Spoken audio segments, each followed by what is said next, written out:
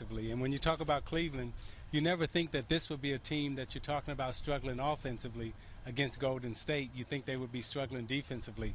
But they did an outstanding job on the defensive end in holding Clay and Thompson down from their explosion.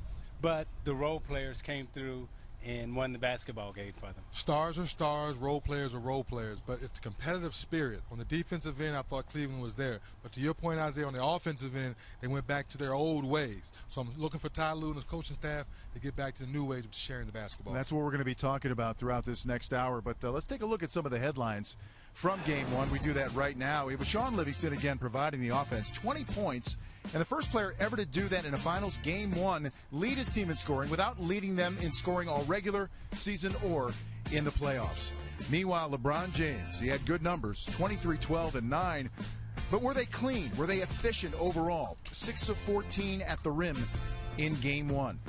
And there was very little splash. Klay Thompson, Steph Curry combined for 8 of 27, 20 points, their lowest point output together the last 2 seasons. Right now, let's hear from the Warriors the day after opening with a win. We have a lot of depth, so we have faith that our players are going to come in and play well. But you can never plan for that. You just you do what you do, and it's up to the players. And they did a great job last night. And obviously, in particular, Livingston and Barbosa and Iguodala off the bench were terrific. But it also just gives the defense a different look to have to deal with. They guard me and Clay a different way than they would guard Shaun, and so you have to make those adjustments in game and know, I guess what their game plan is going into it. And it's as a defender, is how hard it is to kind of make those in-game adjustments on the fly. So you try to use that to our advantage. The one thing we always preach about is our depth, and we've trusted in that all year, and last night it showed up in a major way for us. So, it was good to have other guys step up, especially in the light of the struggles that, Clay and Steph had, and we know they won't struggle like that all the time, but, to be able to win the game the way we did, with those guys struggling like that says a lot about this team. Agree with that wholeheartedly. Stat of the night presented by Corona Extra, and it's the Warriors starting well in the finals and finishing with a ring. That's been the case for them. Win Game 1 and win the series. Lose Game 1, lose the series, dating all the way back to 1956 when they were in Philadelphia. But really, guys, the story of this game, and you heard the Warriors talking about it, the bench play. Dennis, 45-10, outscoring Cleveland's bench. Livingston, Barbosa was perfect.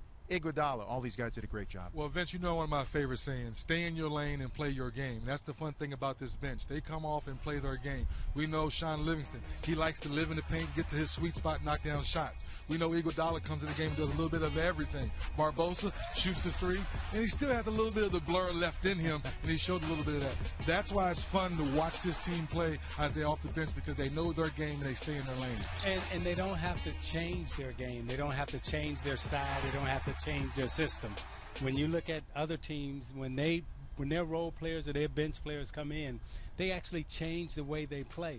With Golden State, they play one way. Whether Clay or Steph is on the court, they play the same way, and that's why they're so effective offensively. Iguodala goes back to the bench where he has been for most of the season. Isaiah, 12 points, 7 rebounds, 6 assists. Let's talk a little bit about Iggy the Giver in Game 1. Yeah, he's the giver, and he's also the playmaker. Yes. And when we talk about Iguodala in terms of his playmaking ability, his defense ability, you see here on the rebound, okay, now we have 4 men running, and everybody runs wide, everybody runs their lane.